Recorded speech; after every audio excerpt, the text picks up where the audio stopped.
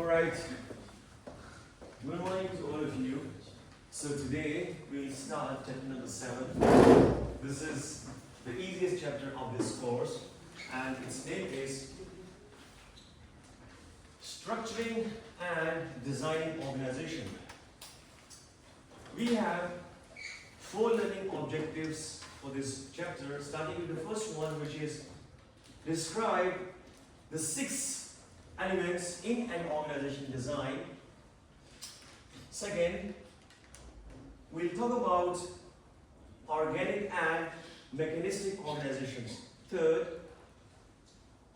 compare and contrast traditional and contemporary organization designs. And then the fourth one is discuss the design challenges faced by today's organization. So let's move forward and start the first learning objective.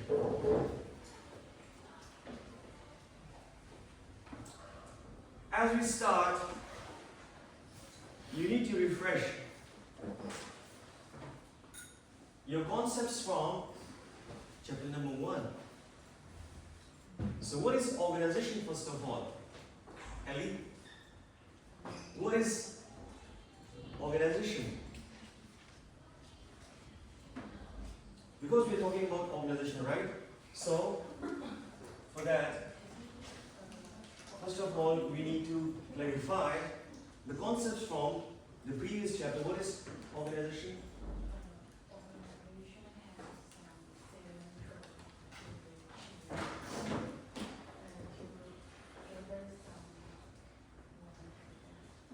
Okay, good. Abigail, in your view, what is an organization?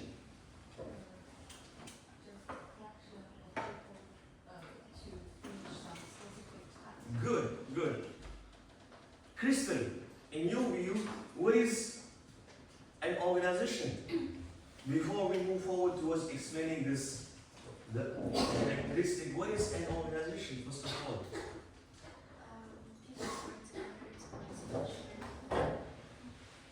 People work together to share common goals. Okay, good. Lindsay, in your view, what is an organization, first of all? Organization includes people, structure, and goals. Good. So in simple word, an organization is a deliberate collection of people brought together to accomplish some specific task. And we had 3 characteristics of an organization. The first one was goals. Second, people. And third one is structure, right? So for that organization, today, we'll explain the elements. So those 3 are the characteristics of an organization. But today, we'll be explaining the elements of an organization. So let's start. In total, we have 6 elements of an organization. The first element is called work specialization. The second element is called departmentalization. The third one is called authority and responsibility. The fourth element is called span of control. The fifth element is called centralization versus decentralization. And sixth and last element of an organization design is called formalization. So let's start the first element of an organization design, which is called work specialization. So first of all, we'll read its definition and then I'll explain its core concept.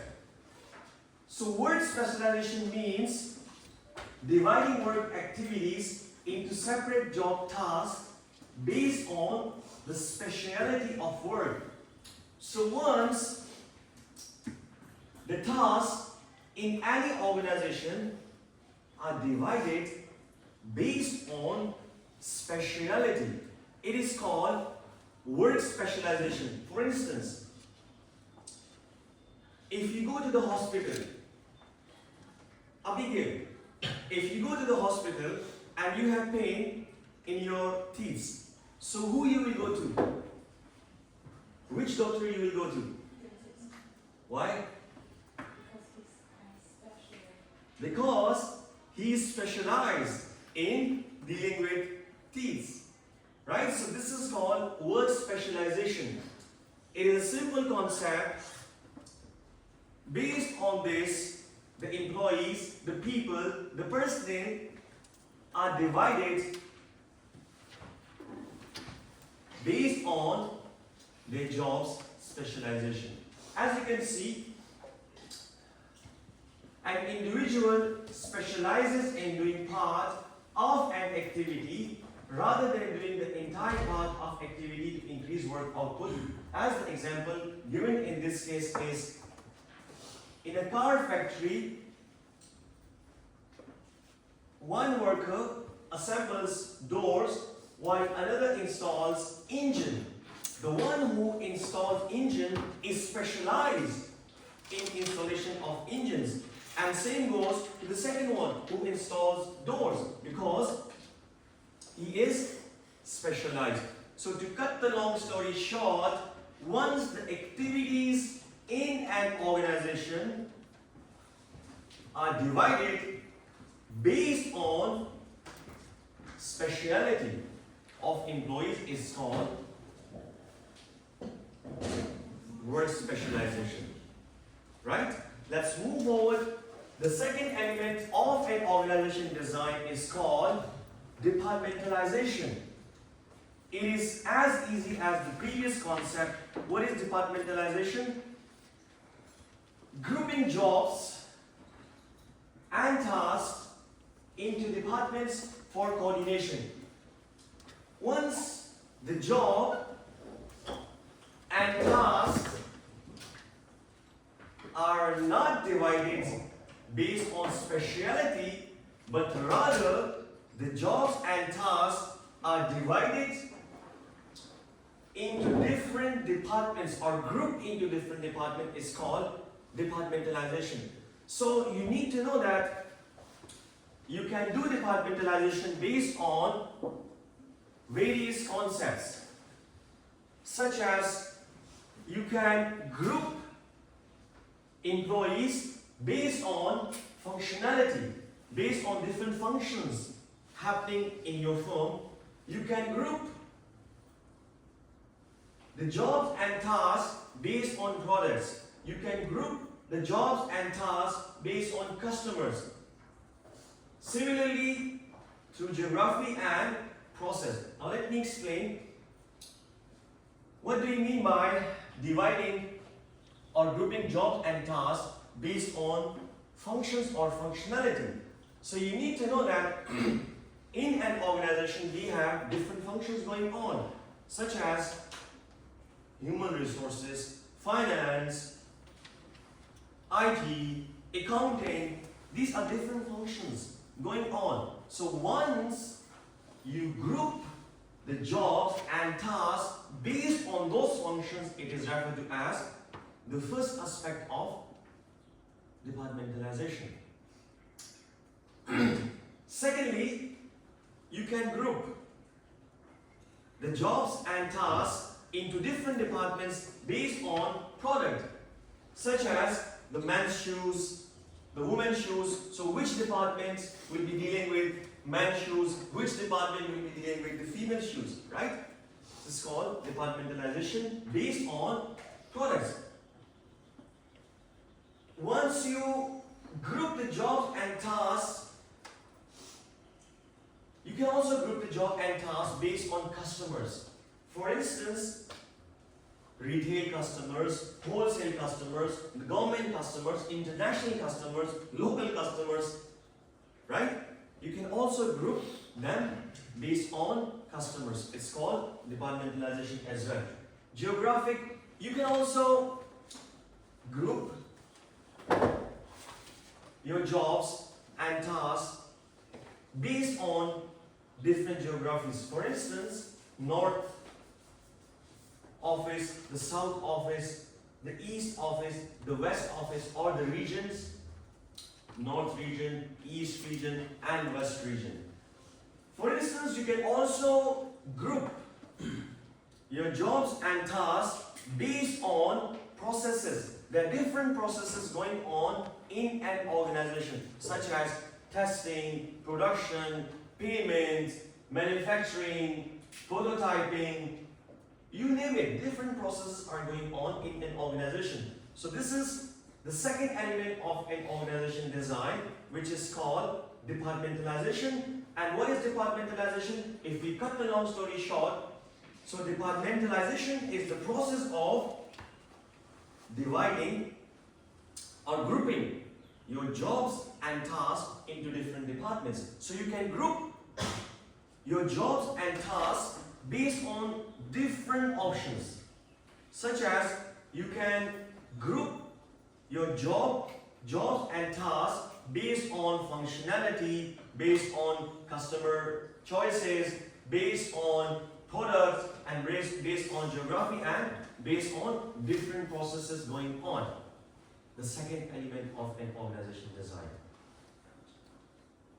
So let's move to the third element of an organization design, which is called authority and responsibility. So what is authority and what is responsibility? In your own opinion, I would like to hear first of all from you, what do you think of an authority? So Crystal, in your opinion, what do you think of authority? What is authority? We hear this word every day, right? Authority, authority. He has authority. He do not have authority. But what, in fact, is authority in the first place? Someone who is really professional in this field, and the word he said is authority. Yes, you are very near. You are very near to the concept. So, Wendy, in your opinion, what do you think of authority? What is authority? I think it's the right to make decisions. Good. In simple words, it is the right to make decisions. So you have authority, meaning you have the right to make decisions. And what is responsibility? Nico, in your opinion, what is responsibility? What do you think of responsibility? We should take a response to others. You need to do what you need to do. Okay, so you need to do what you need to do. I mean, somehow you're correct. Carol, what do you think of responsibility? In your opinion, what is responsibility? I think it's about what I do.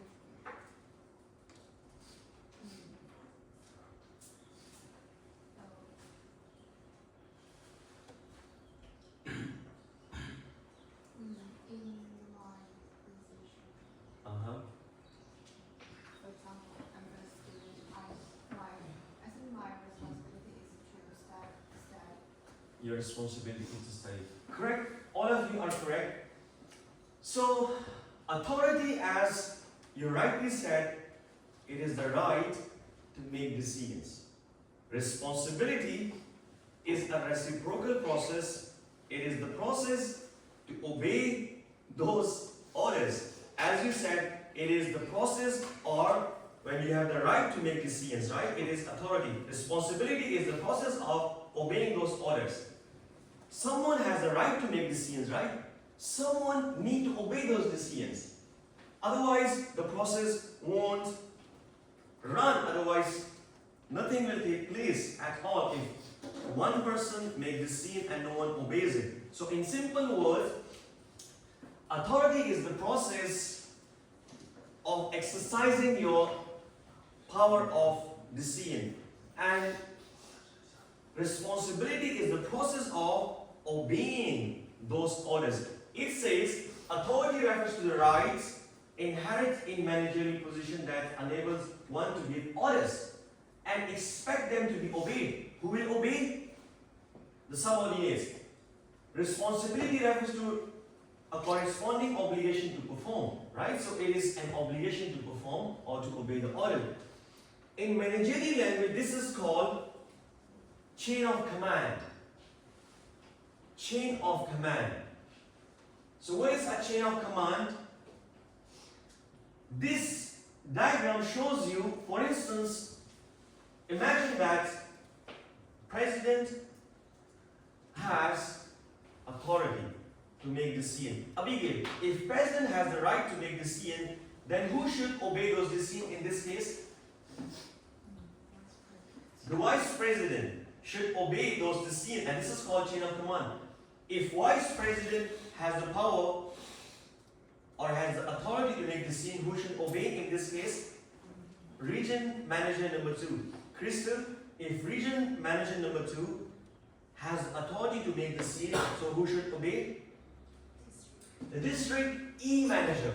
This is called chain of command. Someone has the authority to call the shots, and then someone obeys, or someone has the responsibility to obey those orders. It is called authority and responsibility. And with the help of authority and responsibility, the operations in an organization are performed. If we do not have this chain of command, then it will lead to a confusion. Who should report to whom? And who should obey the orders of whom? Right? It will lead to a chaos. So in order to solve that puzzle, every organization has authority and responsibility, and it is very clearly explained to all the staff that this is your authority and this is your responsibility. The important point you need to understand is that with authority comes responsibility. If you have the authority to give order, you are also responsible for it. For example, if I have the authority to lecture in this class, I'm also responsible for the knowledge. I'm also responsible if no student gets the knowledge from this class. So if I have the authority to give lecture, I'm also responsible to convey the exact knowledge to you, right? This is called authority and responsibility. And in an organization, this is called chain of command. The important point that you need to know is that there is a slight difference between authority and power. There is a minor difference between authority and power. So what is the difference between authority and power? So, authority is the official right to make decisions. When someone has a legitimate right to make decision, legitimate means official right, backed by or supported by law. When someone has the legal rights, official rights to make decision is called authority, and power is the personal ability to influence those decisions. You got the difference? Authority is the official right to make decision, and power is the personal ability to influence those official decisions.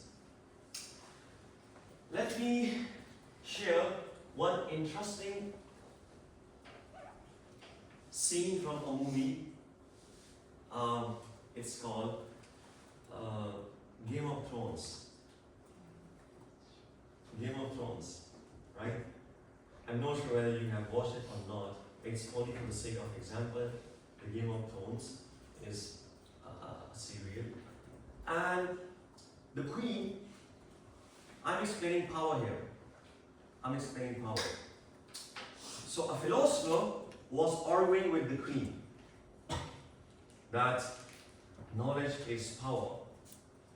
The philosopher was telling the Queen, was explaining a philosophy to the Queen that knowledge is power. So the Queen said, "Seize him. Give me the sword." She seized him, she took the sword, she put the sword on his neck and said, "Professor, you know what? Power is power." This is in general, power is power, right? We say in academia that knowledge is power, but it's only on a lighter note. They say power is power. So we have different types of powers. You need to understand different types of powers. Why? Because with power, you can influence the official authority of any employee. Right? So there are different types of power. The first one is called coercive power. What do you mean by coercive power? The power based on fear and punishment. Abigail, do this literature review for me or I will fail you in MGS 2030. Power of fear. Coercive power. When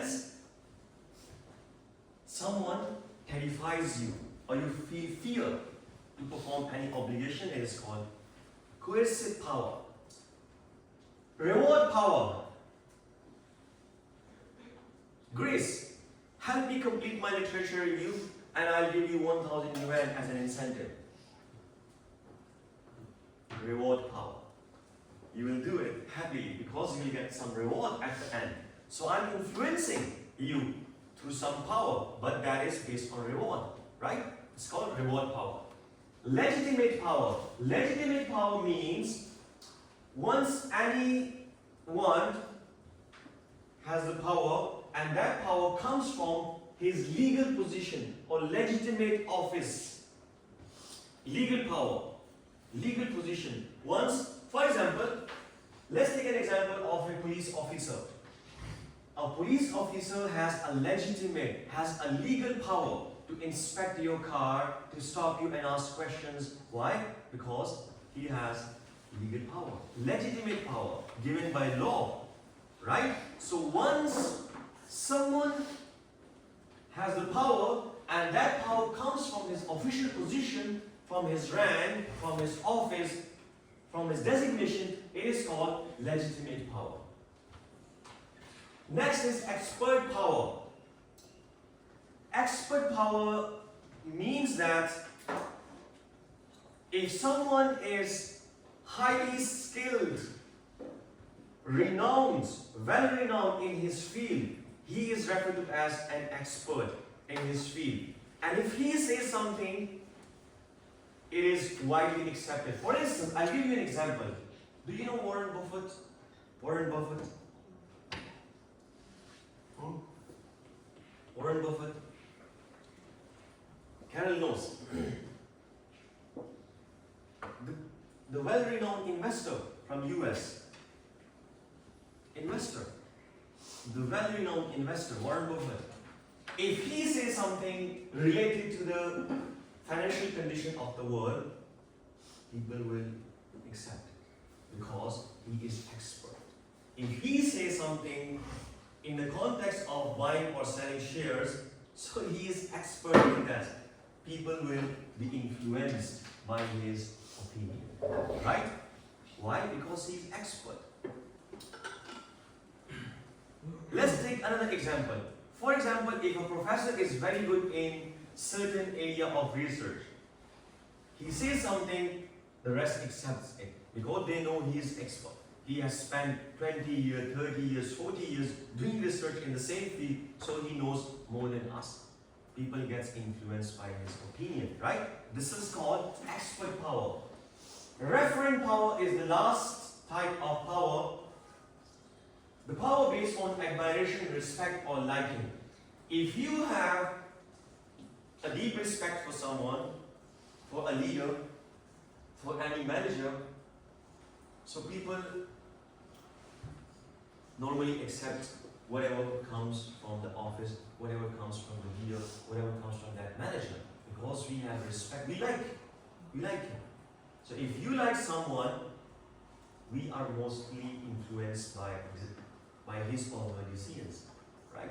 Because we like them. So it also refers to as a power because he or she can influence your opinion, right? And that type of power is called referent power. So these are the different types of power, and you need to differentiate between authority and power, right? I hope I have explained this in detail. Now let's move to the fourth element of an organization design. The fourth element of an organization design is called span of control. What do you mean by span? In simple words, what do you mean by span? In your opinion, what is span? A straight line. A straight line. Span. Okay. Cecilia, in your opinion, what is span?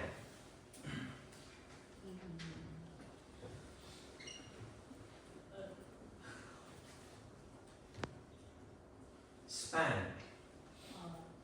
Span like there's a range. You got it. It's range. The span meaning the range. Span of control meaning the range of managers, the range of employees which one manager can control is referred to as the span of control. What is the range which one manager can control? In simple words, how many employees one manager can control is referred to as the span of control. So, the span of control depends on various factors. For example, employees' experience and trainings. When employees are well trained and experienced, they need less supervision. Okay, so I have a technical question from you. If the employees are well experienced and trained and they need less supervision, it will increase or decrease the span of control by a manager. What do you think?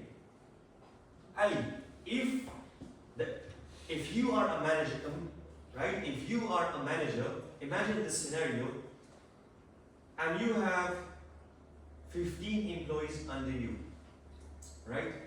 And those 15 employees are very trained, very experienced. Those 15 employees requires less effort from your side. Will it increase your span of control or decrease your span of control? Over there, increase, because you don't need to engage much with them. It requires less time, right? If you are managing employees who are already skilled, who already know what to do, then you don't need to spend much time on them. And if you don't need to spend much time on them, you can control a larger number of employees. Flip the coin. If the employees are inexperienced and they require your attention, you will be spending much time on each one of them individually. So if you spend much time on each one of them, you cannot manage or supervise a larger number of employees because you do not have that much of time. Right? So the first simple factor which can increase the span is the experience and training. If the employees are experienced and trained, you can manage more employees. But if the employees are inexperienced and they require more training, you can manage less. Your span reduces. You can manage less employees because you need to spend much time on them one by one. The second factor that can increase or decrease the span of control is similarity of employees' tasks. If employees are doing similar tasks,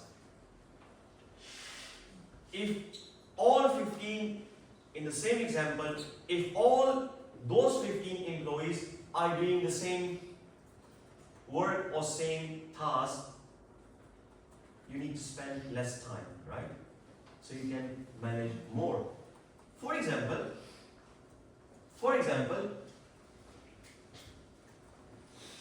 if I give you an assignment to write literature review, or to write abstract, or to write problem statements, right, or to write methodology of a paper, and all of you are doing the same task, what will happen? I'll come to the stage and I'll make one slide and explain the same concept to all of you at once. So rather than guiding all 55 students from this class individually, I'll just explain it at once to all of you. So it can increase my span. If give me 50 additional students, I still can manage. Why? Because I need to present the same lecture to them as well. Right? So it increases. If the tasks are similar, performed by employees, it increases the span of control by a manager. Next is complexity of task. I ask you this question now.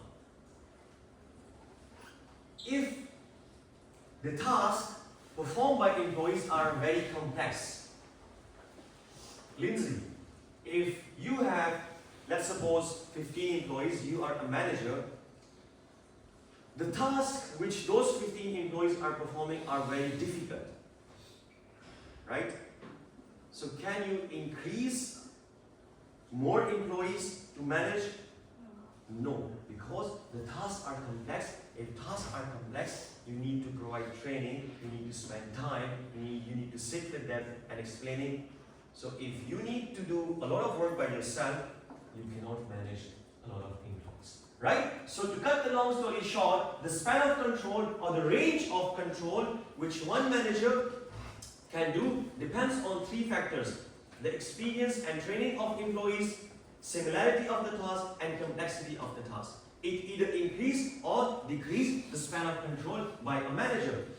Next element of an organization design is called centralization and decentralization. So what is centralization and what is decentralization? I think we have already explained this in the previous chapters. I would like to hear from you as well. And what is your opinion on centralization? So, what's your English name? Alatus. What do you think of centralization? Centralization is that decisions are made by the leaders. Good. Once the decision comes from the top and are being followed as it is on the lower level, it is called centralization, or its second name is top-down approach.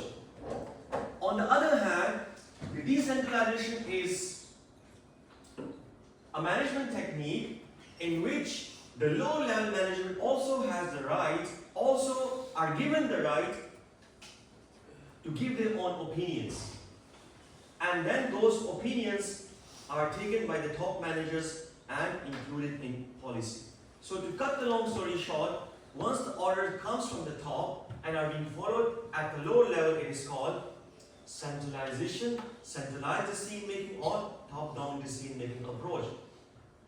And once the lower level managers also gives their own opinion to the managers, and the managers accept those opinions before making the policy, it is called bottom-up approach or decentralization. For example, if I tell you that, write, okay, Abigail, by tomorrow you need to write 15 pages of literature review. This is centralization. Secondly, if you say, Professor, it is very difficult for me, how can I write 15 pages? Say. It is very difficult for me to write 15 pages. Okay, I accept your opinion. Let's not write 15 pages, write 2 pages. This is decentralization. When you give your opinion and those opinions are accepted at the upper level before making any policy, this is called decentralization. Right? This is the fifth element of an organization design. The last element of an organization design is called formalization. So what do you mean by formalization? It means the rules and procedures designed in an organization that direct the behavior of employees. The rules and regulations designed in an organization that direct or guide the behavior of employees is called formalization. Simple words. Those rules, those regulations which influence you, which direct your behavior is referred to as formalization. Now let's conclude all these 6 elements in a tabular form for more easy understanding. Work specialization means dividing work into specific tasks to increase efficiency and expertise. So the key is to divide work into specific tasks. Departmentalization, to group jobs and tasks into departments. So the key here is grouping jobs and tasks into different departments or coordination. Authority and responsibility. In simple word, authority and responsibility refers to defining who has the right to make decisions and who will obey it. Or in simple words, defining who has decision-making power and accountability and who will obey it. Span of control. In simple words, determining how many employees report to a manager. Range. How many employees one manager can efficiently and effectively manage. Centralization and decentralization. Deciding the level of decision-making authority, top-down versus bottom-up. Should the manager make decisions or the lower-level employee should also input their opinion as well. Formalization, establishing rules, procedures and documentation to standardize operation. So these are the 6 elements of an organization design. I hope it would have clarified your concept when it comes to the elements of an organization design. So you need to distinguish between the elements and characteristics of an organization design or an organization. So there are 3 elements of an organization. If I reinstate, the 3 elements of an organization are called goal, people and structure. On the other hand, we have 6 elements of an organization. The first element is specialization. The second element is departmentalization. The third element is authority and responsibility. The fourth element is span of control. The fifth element is centralization versus decentralization. And sixth and last element of an organization design is called formalization. Any question from this learning objective? Alright, let's move to the second learning objective, which is about identify the contingency factors that favors either mechanistic model or organic model of an organization. So, as I said, as I promised in the first lecture, I will be explaining the 2 different types of organization designs, or the 2 models of an organization design. There are 2 models. First model is called organic model. The second model is called mechanistic model of an organization. So what is organic and what is mechanistic model of an organization? We'll discuss it in detail. So an organic model of an organization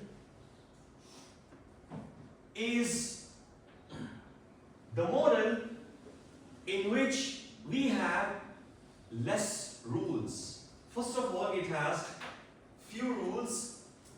We have adaptable duties. The communication that takes place in that organization is informal, meaning that we don't follow any formal channel. Decentralization, decision-making, and flatter structure. If I explain it in more simple words, so we have 2 designs of an organization. The first one is called organic and the second one is mechanistic. An organic organization is the one which follows less rules. The rules are not that strict.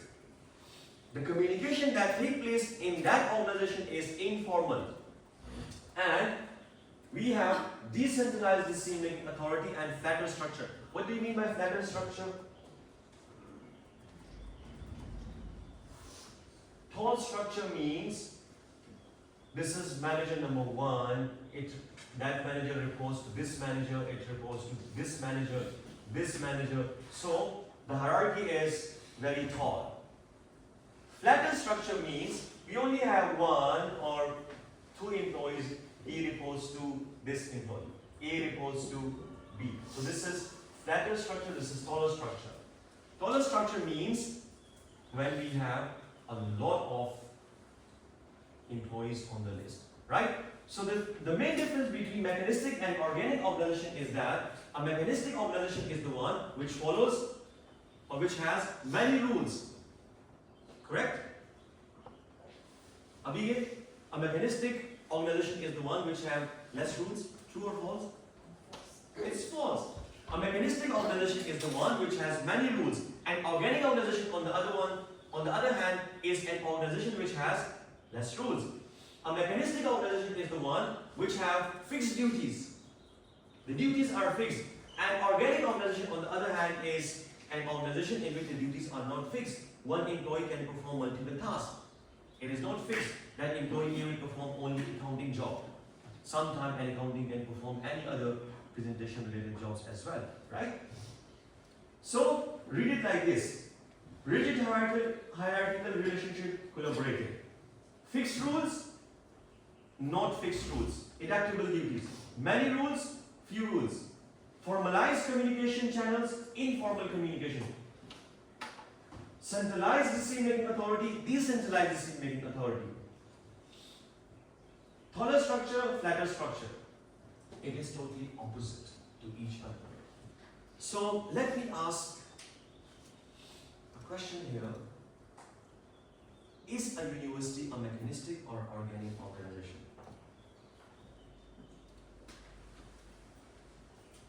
Now you already know the difference between mechanistic and organic organization. Mechanistic organization is the one which has many rules. The duties are fixed. The structure is taller. They follows formalized communication and centralized decision-making authority. On the other hand, an organic structure is the one in which we have less rules, adoptable duties, informal communication, and decentralized decision-making and flatter structure. So what is a university? Is it a mechanistic organization or an organic organization? Cecilia, what do you think? Can I say half-half? You can say I think it's half. half-half.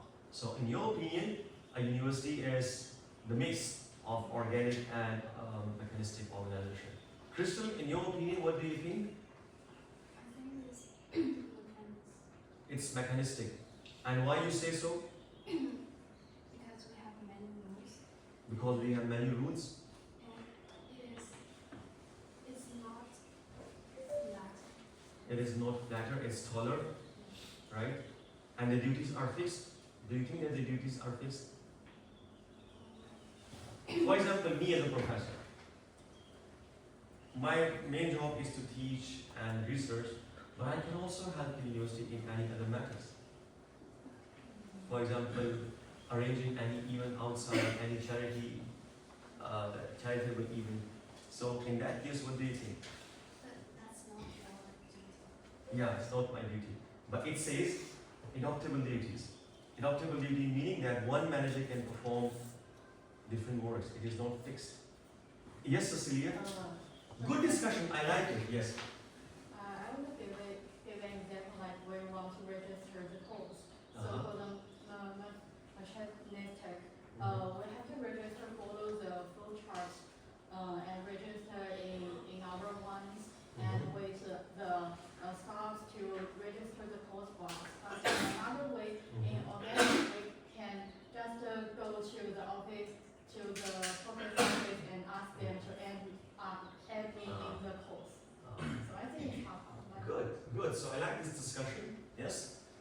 We can accept this opinion as well. Right? So I hope now you know the difference between the two types of organization. Right? One organization has less rules. The other organization has many rules. One organization has fixed duties. The other organization has adaptable duties. One type of organization follows formalized decision-making rules. The other type of organization follows informal communication channels. One type of organization follows centralized decision making. The other type of organization follows decentralized decision making. One type of organization has many rules. The other type of organization has less rules. One type of organization has flatter structure. The other type of organization has taller structure. And these are the difference between mechanistic and organic organization. So, there are three characteristics of mechanistic and organic organization, right? Three characteristics. The first characteristic is strategy and structure. The second characteristic is size and structure. And the third characteristic is environment and structure. So we'll be explaining all these three in detail. The first characteristics of mechanistic and organic organization is that an organic organization is the one which follows simple rule, simple strategy, and simple structure. The important point that you need to remember is that simple strategy and simple structure towards what? So simple strategy and simple structure towards cost reduction. This is the key. Cost reduction. So simple structure and simple strategy towards what? Towards cost reduction. Once any organization follows a simple structure and simple strategy, I hope you know simple structure and simple strategy. Not that detailed strategy, a simple kind of strategy, right? Towards what? Towards towards innovation. Towards innovation. Innovation. So simple strategy and simple structure towards innovation. It's called mechanistic or organic organization? Organic. Let's come towards mechanistic. This is mechanistic which follows towards cost reduction. So mechanistic is the one, mechanistic, that follows simple strategy and simple structure towards. So organic is towards innovation and mechanistic is towards cost reduction.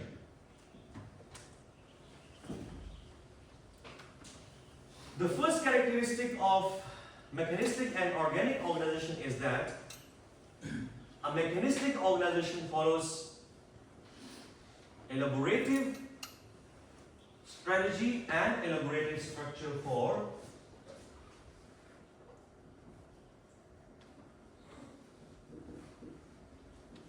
elaborative strategy and elaborative structure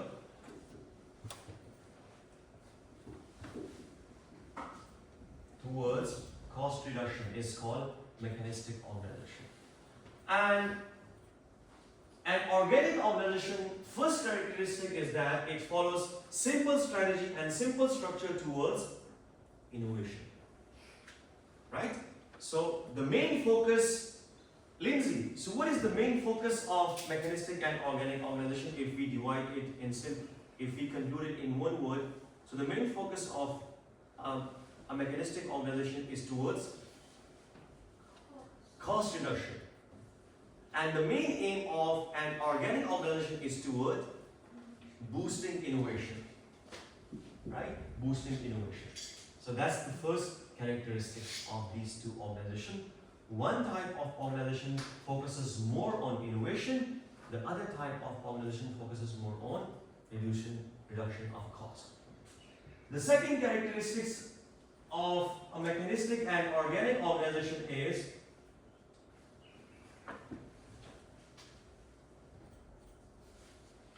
size and structure. So in simple word, when an organization has less than 2,000 employees, it may be called an organic organization. If any organization has more than 2,000 employees, it is called a mechanistic organization. Cecilia, I'll come back to you. Is WKU a mechanistic or organic organization? Based on the second characteristic of mechanistic and organic organization. Is WKU a mechanistic or organic organization based on the total number of employees?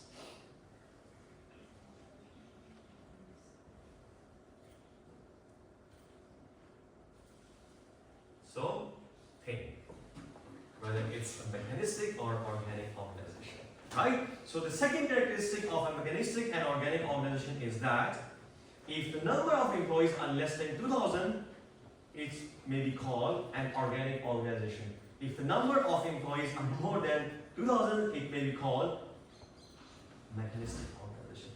The third and last characteristic of mechanistic and organic organization is its environment. So, a mechanistic organization follows stable environment. It has a stable environment. On the other hand, an organic organization has dynamic environment. Why so? Why a mechanistic organization has stable environment? This is a technical question. Can someone answer? Why a mechanistic organization has a stable environment and why organic organization has dynamic environment? Tonya, would you like to comment on this? Then why a mechanistic organization has a stable environment?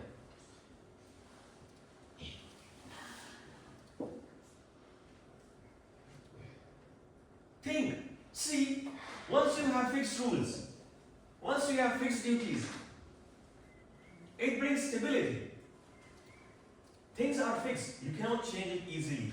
So once things are fixed, rigid, it brings stability. Once things are flexible, meaning that you can do this or you can do that, then the environment is dynamic. It's keep on changing. The goals may be changing from one place to another place because you're not following fixed rules and regulation, right? So that's the key. Now let me conclude before we move forward towards the case study for 10 minutes, simple kind of discussion on the same objective. A mechanistic organization is the one which has many rules, which follows formal channel of communication, which follows centralized decision making. It has a taller structure. And an organic organization, on the other hand, is the one which has less rules, adoptable duties, flatter structure, informal communication, and decentralized decision making. The first characteristic of mechanistic and organic organization is strategy. So, a mechanistic organization follows elaborative strategy and elaborative structure towards cost reduction. An organic organization follows simple strategy and simple structure towards boosting innovation. The second characteristic is size. If the number of employees are more than 2,000, an organization may be called a mechanistic organization. If the number of employees are less than 2,000, an organization may be called an organic organization. And the third characteristic is the environment. A mechanistic organization has stable environment. Why? Because the rules and duties are fixed. An organic organization has a dynamic or changing environment. Why? Because you don't have fixed rules. Any question from this learning objective? Okay, let me conclude these two before we move forward towards the case study discussion. So what we studied so far today, first of all we studied describe 6 key elements in an organization design. So first of all, organization is a deliberate collection of people brought together to accomplish some specific task. We have 3 characteristics of an organization: people, goal, and structure. On the other hand, we have 6 elements of an organization. The 6 elements are: formalization, departmentalization, authority and responsibility. Centralization versus decentralization, span of control, and last one is for formalization. So what is specialization?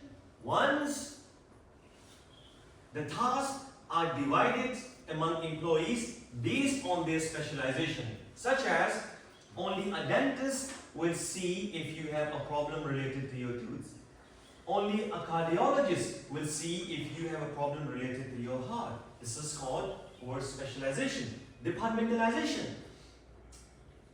Once the tasks and jobs are grouped into different departments, so you can group the jobs and tasks into different departments based on the functionality, based on customers, based on geography, based on different processes.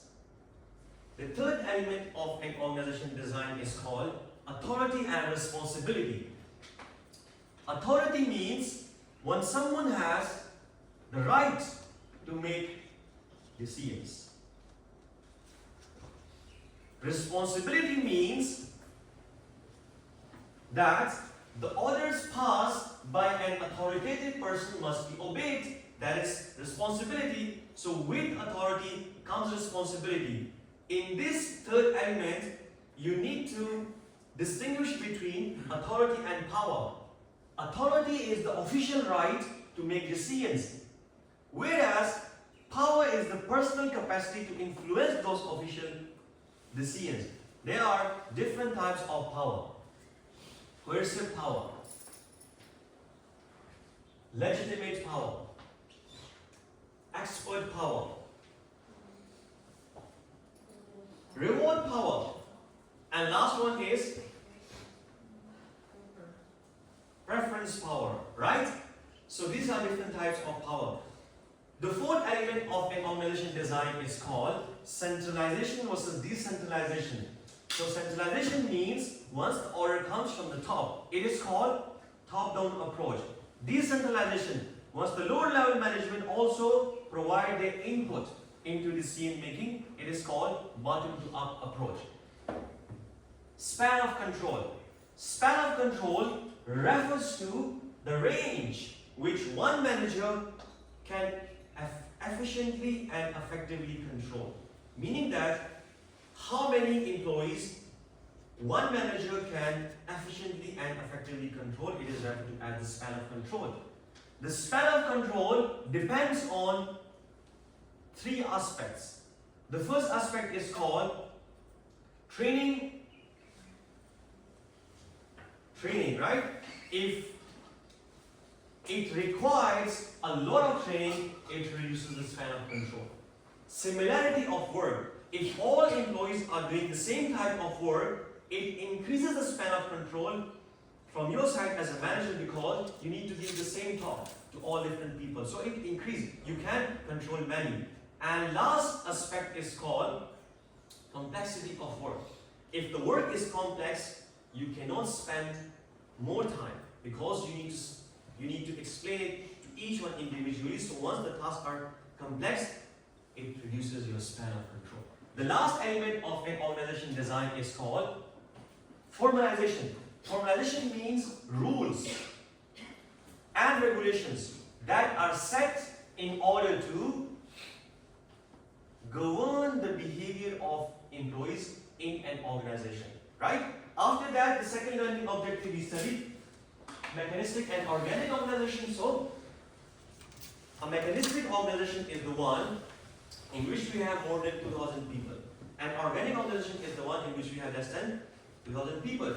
A mechanistic organization is the one which follows taller structure. An organic organization, on the other hand, is an organization which follows flatter structure. Mechanistic, many rules. Organic, less rule. Mechanistic, fixed duties. Organic, adaptable duties. Mechanistic, formal decision making.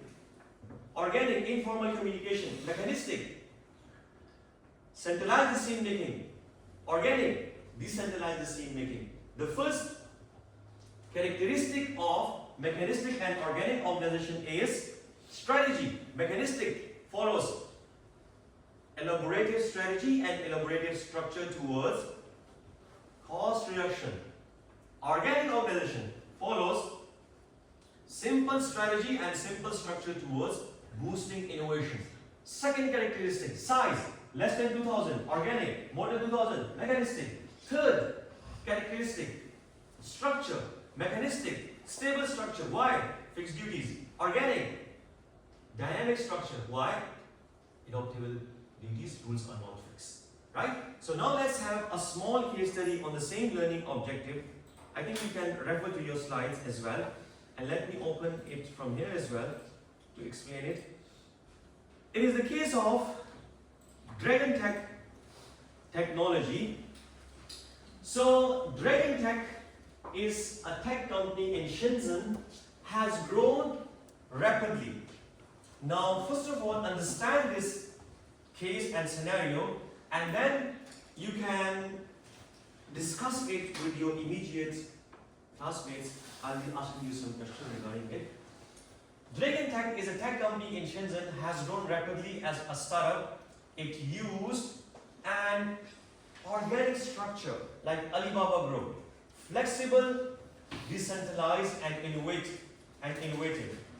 Now, with 3,000 plus employees and increasing competition, managers are considering shifting to a mechanistic structure with more rules, hierarchy, and centralize the scene to improve control and efficiency. The question which you need to discuss is Dragon Tech currently mechanistic or organic, and why? Second, should it move towards a mechanistic structure? If yes, explain why. And third, how do these contingency factors affect the scenes? Now you have 5 minutes. You can discuss it with your immediate classmates, and I'll be asking you after that, then what is your opinion on this? So you can take 5 minutes and discuss it with your classmates.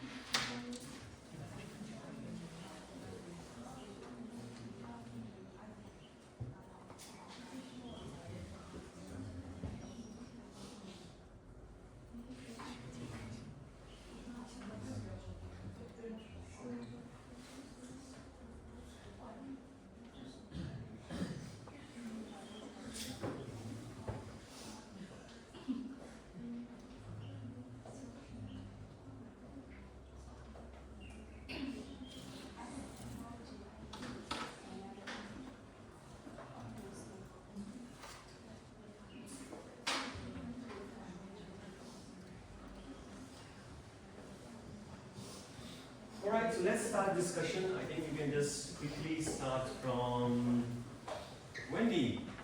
Is Dragon Track currently mechanistic or organic organization?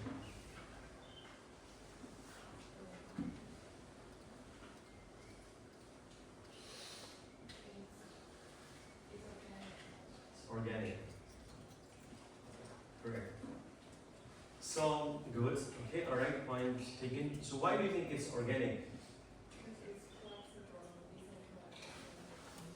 Yes, because okay. So now you need to understand. Very good. In the previous learning objective, we said more than 2000 and less than 2000, but this is not a fixed rule. The fixed rule may be formalization, decentralization, authorities, rules, and regulation. So rather than looking at the size, good, you should be looking at, as you said, the structure which they are following. So in that context, it is an organic organization. Okay, good. Cecilia and Crystal, if I ask you a question, should Dragon Track move towards a mechanistic structure, and why? Why do you think it should move to a mechanistic structure? Crystal, why it should move to a mechanistic structure? Because there are too many people in this company, so it needs to be well managed. Okay, so the point which you are, it has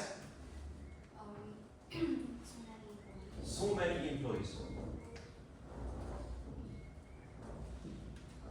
Good. So because of so many employees, they need to move from organic to mechanistic, meaning moving from flatter to a hollow structure. Next.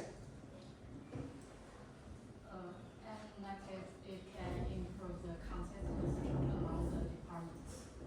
So it is consistent It's like departmentalization.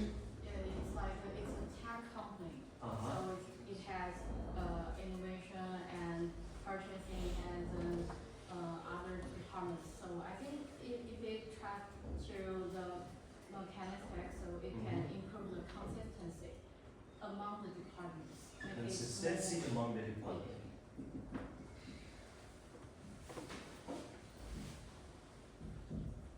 Consistency, if the consistency among department is improved, I think it will affect the cost reduction as well. If the department are, yes, so it will move towards the cost reduction as well.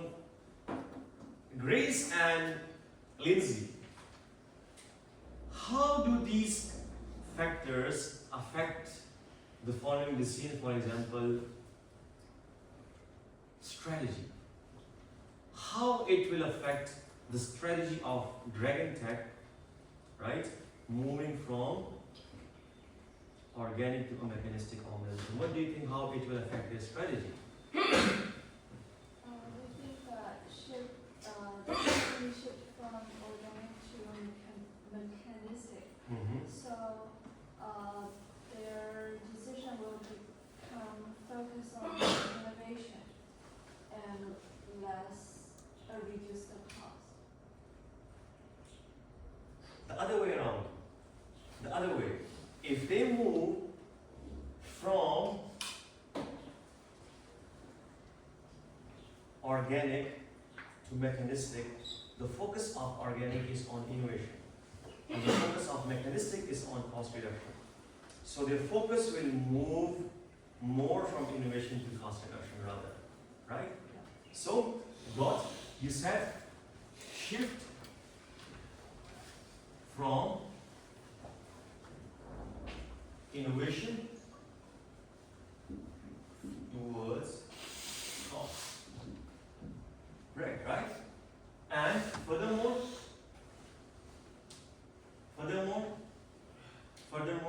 the strategy will be changed from simple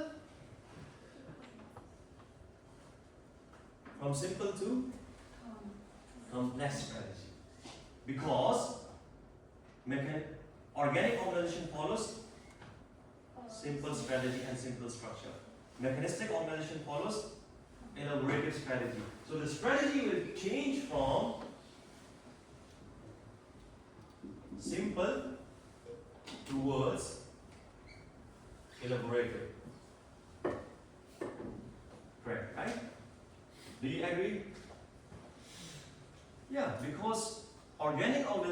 simple strategy and simple structure. So if the focus, if they want to change from organic to mechanistic in terms of strategy, they will move from simple strategy to more elaborated strategy.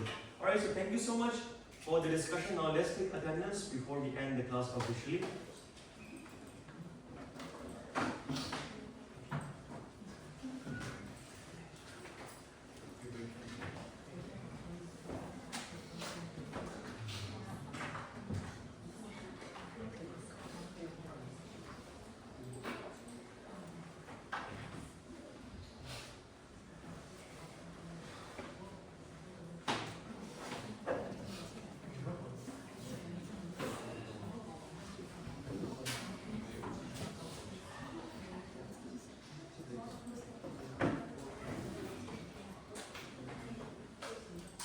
Alright, let's take attendance and then we are good to go.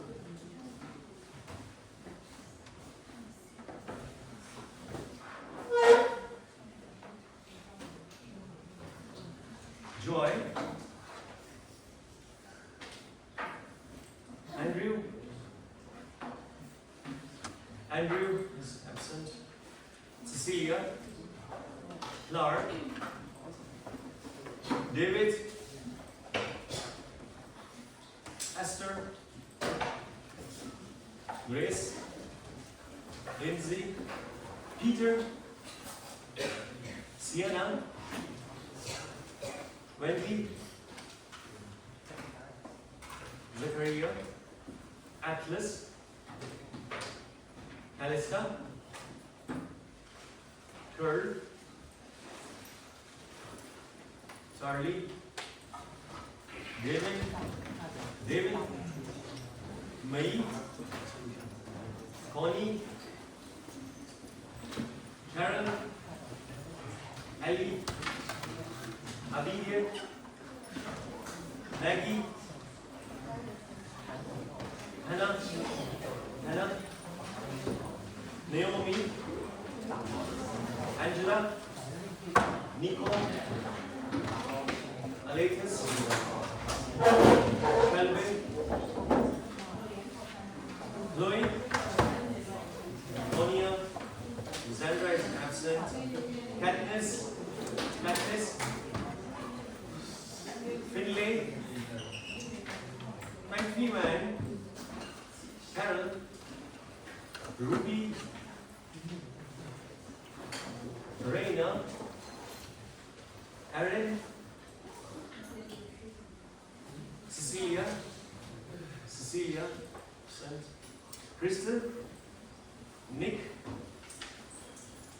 Bert, Dan, Asmi, Doris, Xinjiang, Jan, Sissy, Kemal, Ashley, Caroline, and William. Alright, thank you so much and see you on Wednesday.